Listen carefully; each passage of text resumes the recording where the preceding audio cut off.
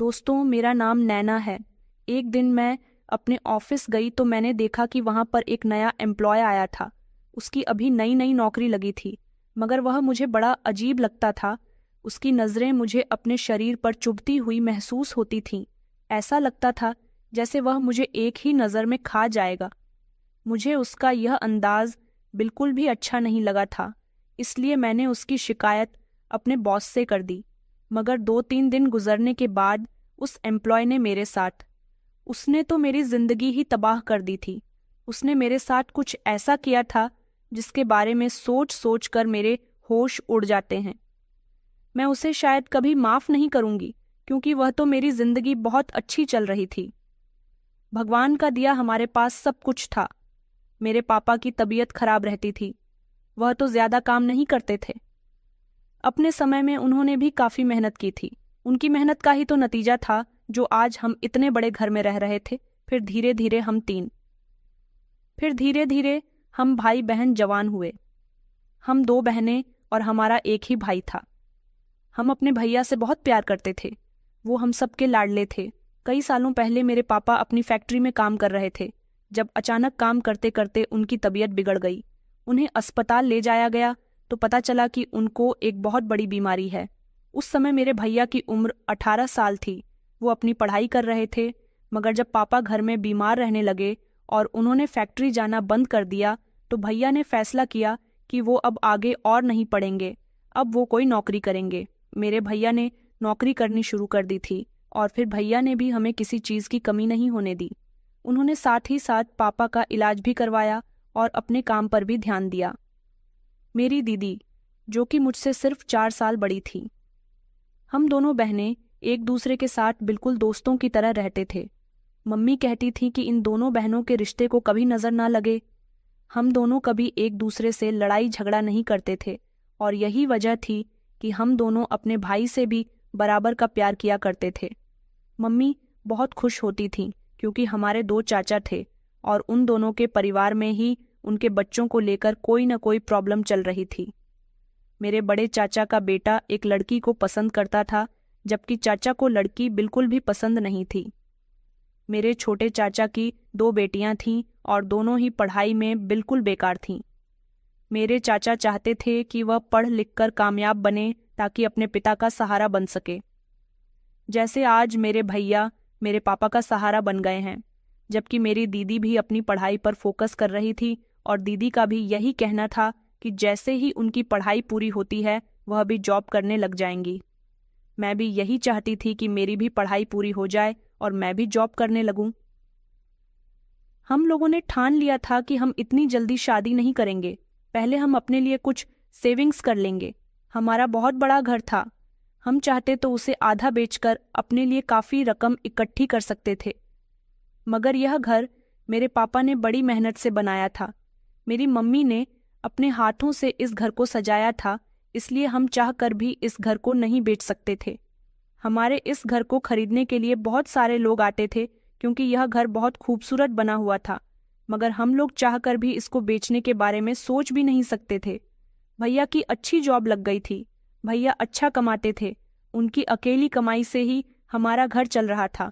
पापा बहुत खुश थे और अफसोस भी करते थे कि अब भैया उन्हें कोई काम करने नहीं देते।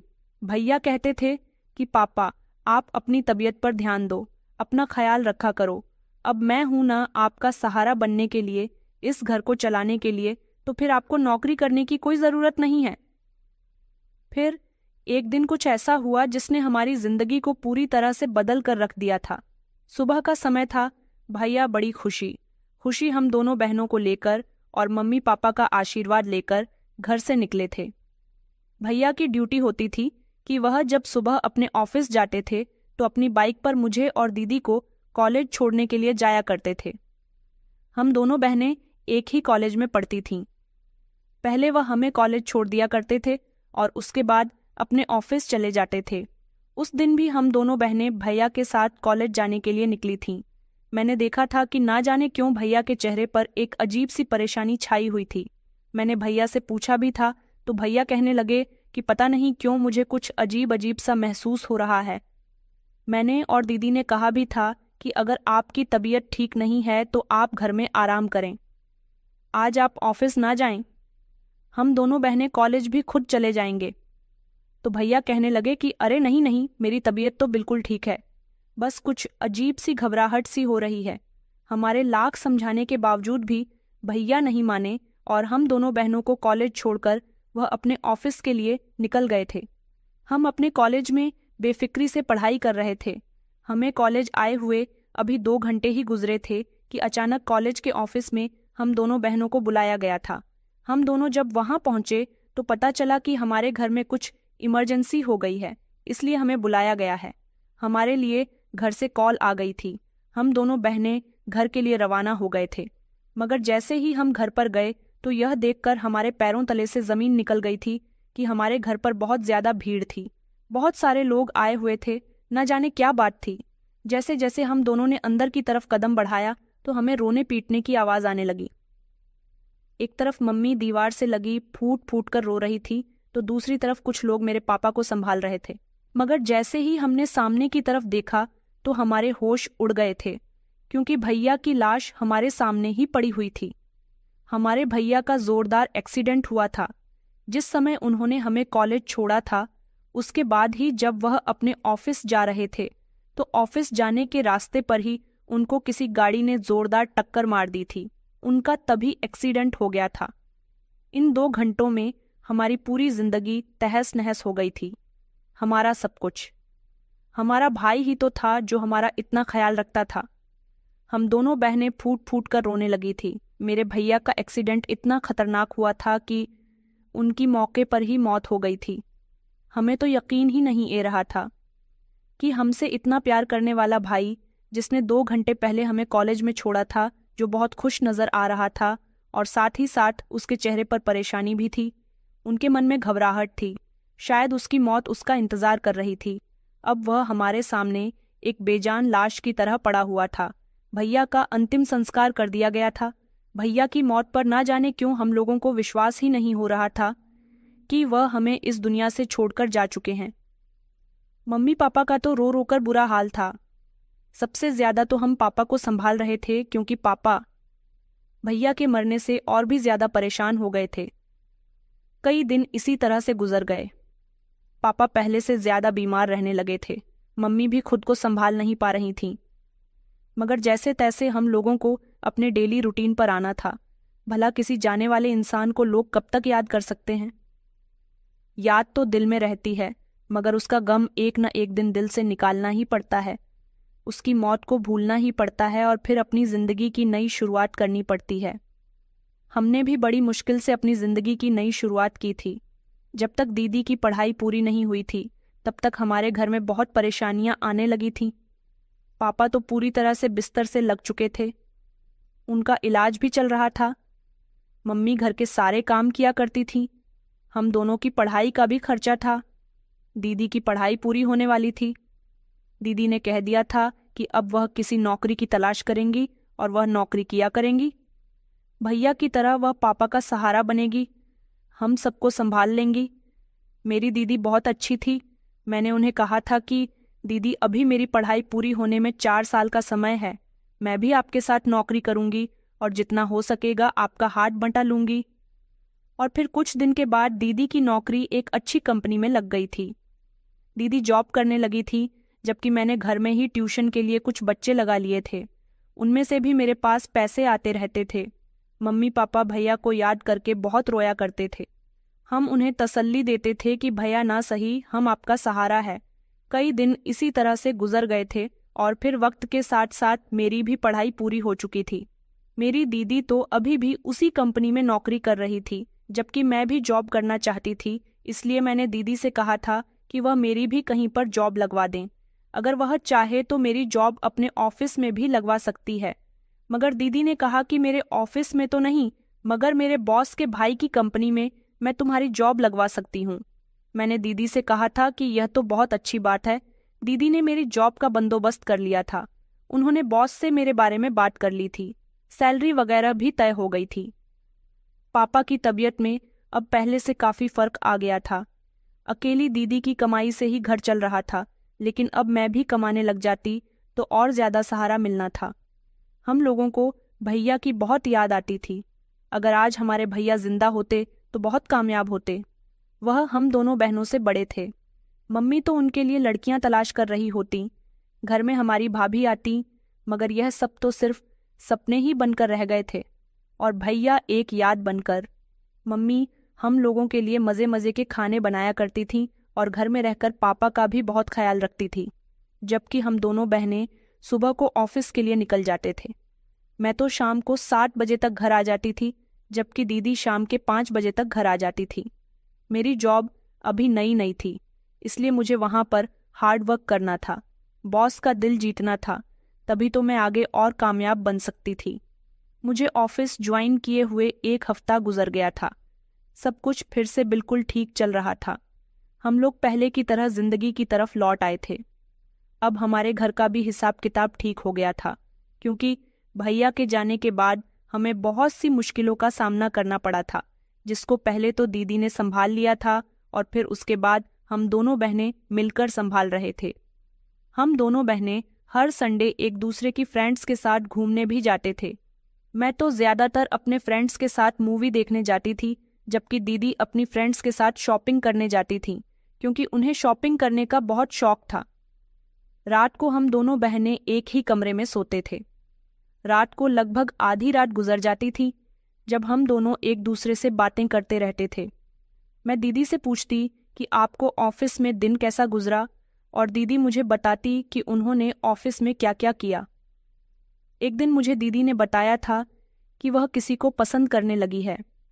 मैंने दीदी से पूछा कि आखिर वह खुशनसीब कौन है जिसे मेरी दीदी ने पसंद कर लिया है। तो दीदी ने मुझे बताया कि उनके ऑफिस की एक दोस्त है, उसका भाई है, जो हर रोज़ अपनी बहन को ऑफिस से पिक और ड्रॉप करता है, और जब हम सारी फ्रेंड शॉपिंग करने के लिए जाती हैं तब मेरी वो दोस्त अपने भाई से उसकी कार मांग लेती है और हम सब लोग उसी की कार में बैठकर शॉपिंग करने के लिए जाते हैं। मैंने देखा कि वो मुझे देखता रहता है, इसका मतलब यही है कि वो मुझे पसंद करने लगा है। मैंने दीदी से कहा, आपकी दोस्त को इस बारे में पता है क्या? तो दीदी कहने लगी कि हाँ, मैंने उसे बताया है कि मुझे ऐसा लगता है जैसे तुम्हारा भाई मुझे पसंद करता है। मैंने दीदी को कहा, तो फिर आपको देर नहीं करनी चाहिए, आपको उससे कहना चाहिए कि वो अपने पेरेंट्स को लेकर यहाँ आ जाए और जल्द से जल्द आपकी शादी हो जाए। अगर लड़का अच्छा है तो आपकी शादी जल्द ही उससे हो जानी चाहिए। दीदी कहने लगी कि हाँ, तुम ठीक कह रही हो, मैं अपने दोस्त से बात करूंगी। वैसे तो मेरी दोस्त भी चाहती है कि मैं उसकी भाभी बन जाऊं। उसकी और मेरी बहुत अच्छी दोस्ती है, वो मुझे बहुत पसंद करती है। दीदी ने अगले ही दिन अपनी दोस्त से पूछा था कि वो अपने पेरेंट्स को लेकर हमारे घर कब आ रही है। उनकी दोस्त ने बताया कि उनके पेरेंट्स तो नहीं हैं, वह दोनों भाई बहन ही एक दूसरे का सहारा है। उसने कहा कि वह खुद ही अपने भाई का रिश्ता लेकर हमारे घर आ जाएगी।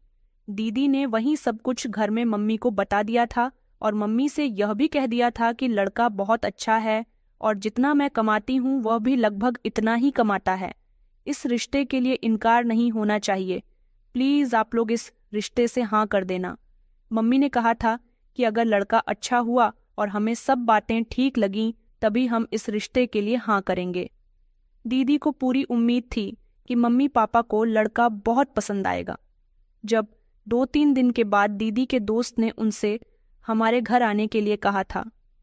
दीदी ने जब मुझे बताया कि उनके दोस्त और उसका भाई 2-3 दिन बाद उनका रिश्ता लेकर हमारे घर आने वाले हैं, तब मुझे याद आया कि हमारी टीम को ऑफिस में एक बहुत इम्पॉर्टेंट मीटिंग को अटेंड करना है, क्योंकि अमेरिका से कुछ लोग हमारे बॉस से मीटिंग करने के लिए आने वाले थे और उसमें हमारा भी शामिल होना बहुत ज़रूरी था। मैंने ये बात दीदी को बताई तो दीदी कहने लगी कि तो प्रॉब्लम हो गई कि तुम उस दिन घर पर नहीं होगी जिस दिन मेरा रिश्ता आने वाला है। मैंने कहा, दीदी मैं जानती हूँ कि आपका रिश्ता पक्का हो जाएगा, वैसे भी अभी तो आपका सिर्फ रिश्ता आ रहा है, मगर जब आपकी शादी होगी तो मैं सारे काम काज छोड़कर सिर्फ अपनी बहन की शादी पर ही ध्यान दूंगी। दीदी कहने लगी कि चलो, तुम्हारे लिए ऑफिस का काम देखना भी तो ज़रूरी है। अब मैं ऑफिस जा रही थी तो अचानक मेरे मोबाइल पर किसी के मैसेज आना शुरू हो गए। पहले तो काफ़ी दिनों तक ब्लैंक मैसेज आते रहे, लेकिन फिर बाद में हाय हेलो के मैसेज आने लगे या अननोन नंबर से मैसेज आए थे। इसलिए मैं रिप्लाई नहीं दे रही थी। मगर फिर जब इतने ढेर सारे मैसेज आने शुरू हो गए तो मैंने ऑफिस में फ्री टाइम में बैठकर रिप्लाई किया और पूछा कि आप कौन हो। तो उसने कहा कि मैं तो वो हूँ जो तुम्हें बहुत पसंद करता है। मन करता है कि तुम्हें हर रोज देखता रहूं। तुम बहुत अच्छी हो और जितनी सुंदर हो उतनी ही भोली भी हो। मैंने कहा कि तुम कौन हो? आखिर ये किस तरह की बातें कर रहे हो? तो फिर मैसेज आया कि मैं वह हूँ जिसे तुम जानती ही नहीं हो। मैं तुम्हें आते जाते देखता हूँ। मैं तुम्हारा दीवाना हो चुका हूँ क्योंकि मैं तुम्हें बहुत पसंद करता हूँ। मैंने उसके डर की वजह से मैसेज करना बंद कर दिए, क्योंकि मेरे मम्मी पापा हम दोनों बहनों पर बहुत भरोसा करते थे। हम दोनों ऐसी थी ही नहीं कि लड़कों से बातें करती, इसलिए मैंने उस लड़के का नंबर ब्लॉक कर दिया था। कई दिन तक तो मेरे पास उस लड़की के मैसेज नहीं आए, लेकिन फिर कुछ दिनों के बाद दूसरे नंबर से वह मैसेज करने लगा और कहने लगा कि तुम मुझसे बात क्यों नहीं करती हो, मेरे मैसेज का रिप्लाई क्यों नहीं देती हो। लेकिन वह जब भी मुझे नए नंबर से मैसेज करता तो मैं उसे ब्लॉक कर दिया करती थी। दीदी का रिश्ता तय हो गया था। दीदी के दोस्त ने मम्मी पापा से अपने भाई और दीदी के रिश्ते की बात कर ली थी। मम्मी पापा को लड़का बहुत पसंद आया था। मैं जब घर आई तो रात को मुझे सब लोगों ने बताया कि लड़का बहुत अच्छा है, पढ़ा लिखा है, मल्टीनेशनल कंपनी में जॉब करता है। उनकी शादी में अभी टाइम था, क्योंकि दीदी चाहती थी कि पहले उनका प्रमोशन हो जाए, उसके बाद उनकी शादी हो। दीदी के दोस्त को इस बात से कोई मतलब नहीं था, जबकि दीदी के दोस्त का रिश्ता तय हो चुका था। उसकी बहन चाहती थी कि अपनी शादी से पहले ही वह अपने भाई की शादी कर दे, ताकि उसके भाई का घर बच सके और वो सुकून से अपनी ससुराल में रह सके। मैं बहुत खुश थी कि मेरी दीदी का रिश्ता उनकी मर्जी के मुताबिक तय हो गया था। शादी की डेट भी फिक्स हो गई थी, मगर एक तरफ मैं परेशान भी थी, क्योंकि अभी भी मेरे पास मैसेज आने बंद नहीं हुए थे। हर दूसरे तीसरे दिन नए नंबर से मैसेज आने लगे थे। वो मुझसे बात करने की जिद करता था, मगर मैं उससे कोई बात नहीं करना चाहती थी। जितना हो सकता था उसे इग्नोर करने की कोशिश कर रही थी। फिलहाल मेरी जॉब बहुत अच्छी चल रही थी। दीदी बहुत खुश थी, क्योंकि उनकी शादी के दिन करीब आ रहे थे। दीदी की शादी की शॉपिंग करने के लिए मैंने ऑफिस से 1 हफ्ते की छुट्टी ली थी। मैंने अपने जीजू को फेस टू फेस तो नहीं देखा था, क्योंकि जिस दिन मेरे पेरेंट्स लड़के को उसके घर देखने गए थे, तब भी मैं उनके साथ ऑफिस में ज्यादा काम होने की वजह से नहीं जा सकी थी। मुझे दीदी ने फोटो दिखा दिया था। लड़का सच में बहुत अच्छा था, स्मार्ट था, पढ़ा लिखा था। मेरी दीदी की चॉइस तो सच में बहुत अच्छी थी। मैं जितना खुश अपनी दीदी की शादी से हो रही थी, इतना ही दुख मुझे उनका इस घर से चले जाने पर भी हो रहा था। लेकिन मैंने सोच लिया था कि मैं इतनी जल्दी शादी नहीं करूंगी और अपने पेरेंट्स को अकेला नहीं छोड़ूंगी। आखिर हम बेटियां ही तो उनका सहारा है। अगर हम दोनों भी चले गए तो वो दोनों अकेले रह जाएंगे। और फिर फाइनली दीदी की शादी का दिन भी आ गया था। मैं बहुत अच्छे से तैयार हुई थी, बहुत सुंदर लग रही थी। मैरिज हॉल में हम सब लोग बारात आने का इंतजार कर रहे थे। थोड़ी ही देर गुजरी थी कि बारात भी आ चुकी थी। ढेर सारे मेहमान आए हुए थे। बारात आई तो मैं फूलों की थाली लेकर गेट पर खड़ी हो गई थी। मैंने अपने जीजू का स्वागत फूलों से किया था, मगर ना जाने क्यों जीजू मुझे बड़े गौर गौर से देख रहे थे। उनकी नजरें मेरे चेहरे से हट ही नहीं रही थीं। मुझे देखकर तो उनके चेहरे पर एक अजीब सी मुस्कुराहट थी। मुझे लगा कि शायद मैं उनकी साली हूं। उन्होंने मुझे पहली बार देखा है, इसलिए वह ऐसे रिएक्शन दे रहे हैं। मगर मैं नहीं जानती थी कि उनका मुझे इस तरह से देखने का तो कुछ और ही मतलब था। पंडित जी ने मंत्र पढ़ने शुरू कर दिए थे। दूल्हा दुल्हन को मंडप में बिठा दिया गया था। कुछ रस्में होने के बाद पंडित जी ने दूल्हे से मांग में सिंदूर भरने के लिए कहा तो उन्होंने इनकार कर दिया। उनके इनकार से तो जहां दीदी की आंखें फटी की फटी रह गई थीं, वहीं हम सब भी शॉक्ड रह गए थे। जीजू की अगली बात ने तो जैसे हमारे ऊपर परेशानियों के पहाड़ ही तोड़कर रख दिए थे। दीदी ने मेरी तरफ देखा और फिर मैंने देखा। जिन आंखों में मेरे लिए बचपन से आज तक मोहब्बत और इज्जत थी, वहां मेरे लिए नफरत दिखाई दे रही थी। दूल्हा बनकर बैठे इस इंसान की बात ने हम सबको ही खामोश करके रख दिया था। खास शादी के समय ही किसी लड़की को ठुकरा दिया जाए तो वो सारी दुनिया से नफरत करती है और ठुकराने की तकलीफ भी बहुत होती है। दीदी जिस लड़की से प्यार करती थी और जिससे उनकी शादी होने जा रही थी, विशाल, उसने मेरी दीदी से शादी करने पर साफ इनकार कर दिया था। उसने कहा था कि मैं इनसे शादी नहीं करूंगा, क्योंकि पिछले 3 महीने से शादी की तैयारियां होने के बावजूद उसे मेरी दीदी से मोहब्बत नहीं हो पा रही थी, जबकि वह किसी और से मोहब्बत करता था। उसने कहा था कि वह मुझे देखते ही मेरा दीवाना हो गया। उसे नहीं पता था कि मैं इस घर में रहती हूँ। उसने कहा था कि वह मुझे पसंद करता है, मुझसे शादी करना चाहता है, मगर इस समय पर उसे यह बात नहीं करनी चाहिए थी। वह जिंदगी को अपने हिसाब से जीने वाला इंसान था, बल्कि वह कोई अजीब, जिद्दी और सिरफिरा इंसान था। उसने कहा कि उसे ऐसी लड़कियां पसंद है जो कम उम्र की और मासूम नजर आती हो, और जो हंसे तो उनके हंसते से फूल झड़ने लगे। उसने कहा कि जब उसने मुझे पहली नज़र में देखा था, वो तभी मेरा दीवाना हो गया था। वह नहीं जानता था कि मैं उसकी होने वाली पत्नी की छोटी बहन हूँ। वह तो यह शादी अपनी बहन की मर्जी से कर रहा था। उसने अपनी बहन को कई बार अपनी पसंद बताने की कोशिश की, मगर उसकी बहन तो यही चाहती थी कि उसके दोस्त ही उसकी भाभी बने।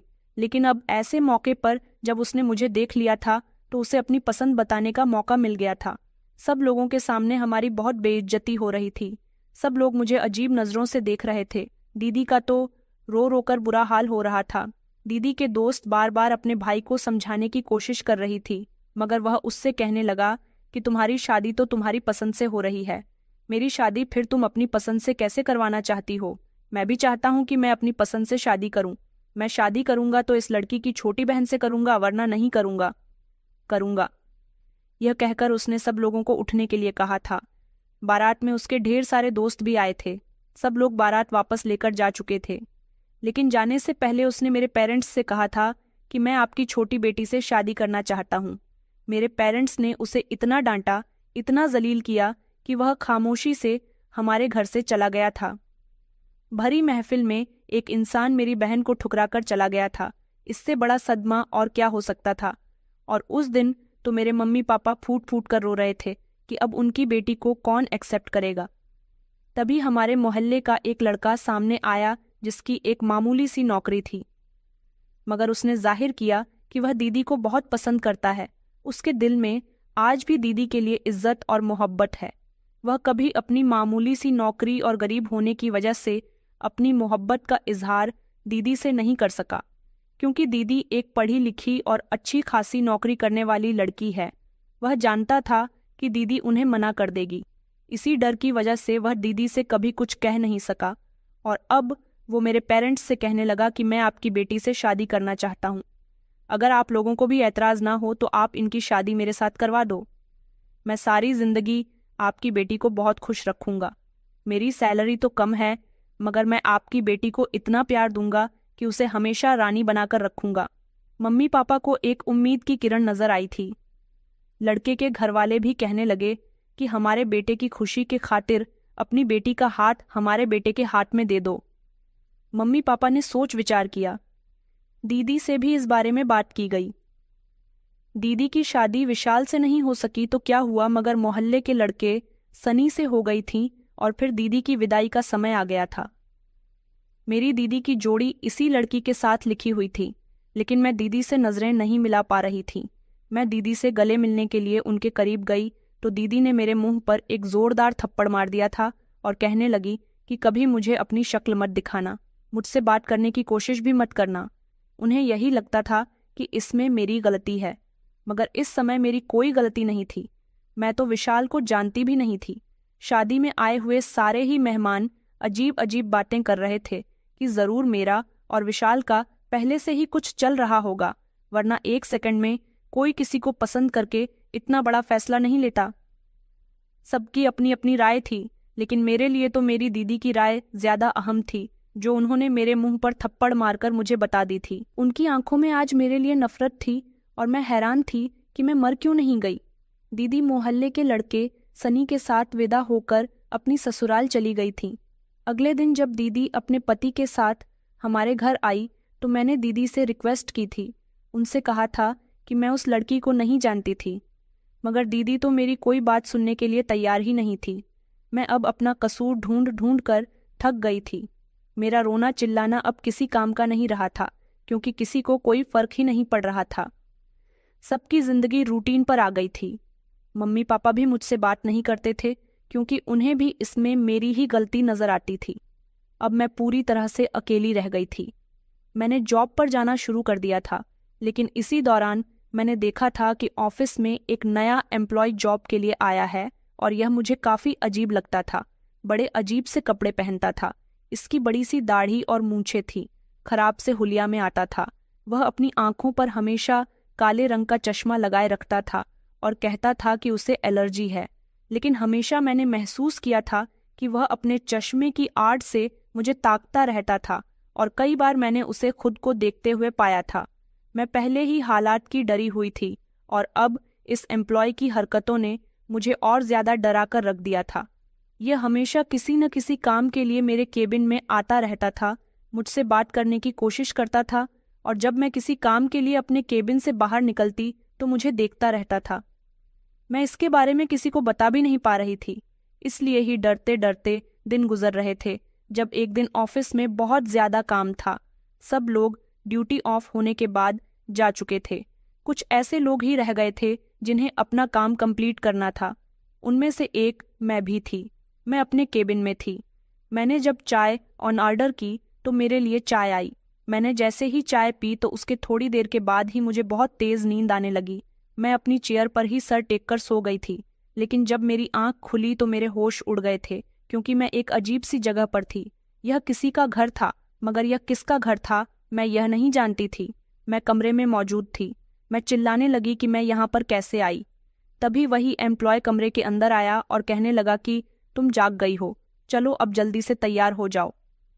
उसने लाल रंग का लहंगा मेरे हाथ में दिया और कहने लगा कि इसे पहन लो। मैं कहने लगी कि तुम यह क्या कर रहे हो, मुझे यहाँ पर कौन लेकर आया है। मैं तो अपने ऑफिस में काम कर रही थी। तो वह कहने लगा कि अब तुम्हारी मेरे साथ शादी होगी। उसकी बात सुनकर मेरे पैरों तले से जमीन निकल गई थी। उसने कहा कि मैं तुम्हें अपनी पत्नी बनाना चाहता हूँ। मैंने कहा, तुम कौन हो और यह क्या बकवास कर रहे हो, मुझे जाने दो।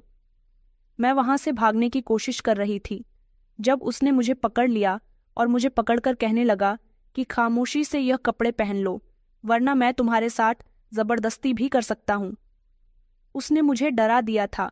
वहां पर मेरे पास भागने का कोई रास्ता नहीं था, इसलिए मजबूरन मैंने वह कपड़े पहन लिए थे और तैयार होकर जैसे ही मैं कमरे से बाहर निकली तो यह देखकर मेरी आंखें फटी रह गई थीं कि बाहर 2-3 लोग बैठे हुए थे। पंडित जी ने मंडप सजाया हुआ था, अग्नि जल रही थी और पंडित जी मंत्र पढ़ रहे थे। ये एम्प्लॉय मुझसे शादी करना चाहता था, मगर मैं बहुत रो रही थी। मैं उससे शादी नहीं कर सकती थी। मुझे अपने घर जाना था। इस वक्त रात के 2 बज रहे थे।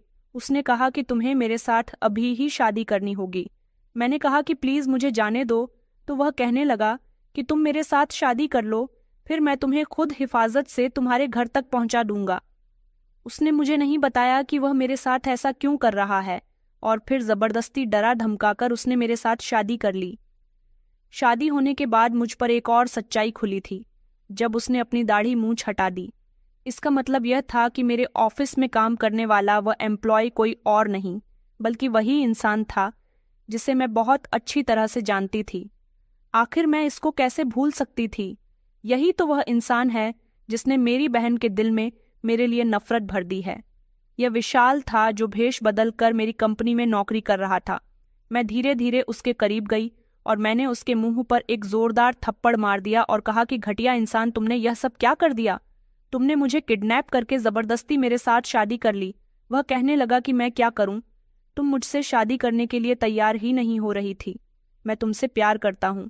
तुम्हें याद है कि तुम्हारे नंबर पर मैसेज आते थे? वो मैसेज भी मैं ही तुम्हें किया करता था। तुम अपने ऑफिस जाती थी तो मैं तुम्हें देखता था। जिस ऑफिस में तुम काम करती हो वो ऑफिस मेरे दोस्त का है। मैं अपने दोस्त से मिलने के लिए कभी कभी उसके ऑफिस जाता था, क्योंकि मैं खुद भी एक मल्टीनेशनल कंपनी में जॉब करता हूँ। मैं तुम्हें पसंद करने लगा था। तुम्हारे ऑफिस से ही मुझे तुम्हारा नंबर मिला था। तुमसे बात करने की बहुत कोशिश की। सोचा कि मैं तुम्हें मैसेज करूंगा, तुम्हें अपनी बातों में लेने की कोशिश करूंगा तो तुम भी पलटकर मुझे जवाब दोगी, मुझसे प्यार करने लगोगे। मगर तुमने पलटकर मुझे कभी कोई जवाब ही नहीं दिया। इतने में ही मेरी बहन ने मेरे लिए रिश्ता तलाश करना शुरू कर दिया। मैंने उसे मना भी किया था कि मैं तुम्हारी पसंद की लड़की से शादी नहीं करना चाहता, मगर वह मेरी बात सुनने के लिए तैयार ही नहीं हो रही थी और फिर उसकी खुशी के खातिर मैं शादी करने के लिए तैयार हो गया था। मगर मैंने जब अपनी शादी वाले दिन तुम्हें देखा तो फिर से मेरा दिल तुम्हें चाहने लगा। मैं चाहकर भी तुम्हें नहीं भूल पा रहा था, इसलिए मैंने तुम्हारी बहन से शादी करने के लिए इनकार कर दिया और तुमसे शादी करने के लिए कहा। मगर वहां पर तो एक नया ही हंगामा शुरू हो गया था। मैं जानता हूं कि तुम्हारे घरवाले तुम्हारी शादी मेरे साथ इतनी आसानी से नहीं करवाते, इसलिए मैंने यह तरीका अपनाया। मैंने फिर से इस समय उसके मुंह पर एक और थप्पड़ मार दिया और कहा कि तुम्हें पता है कि तुम्हारी इस गलती ने मेरी पूरी जिंदगी तबाह कर दी। मेरी बहन मुझसे नफरत करती है, मेरे घरवाले मुझे गलत समझते हैं। तो वह कहने लगा कि अब तुम्हें कोई कुछ नहीं कह सकता, तुम मेरी पत्नी हो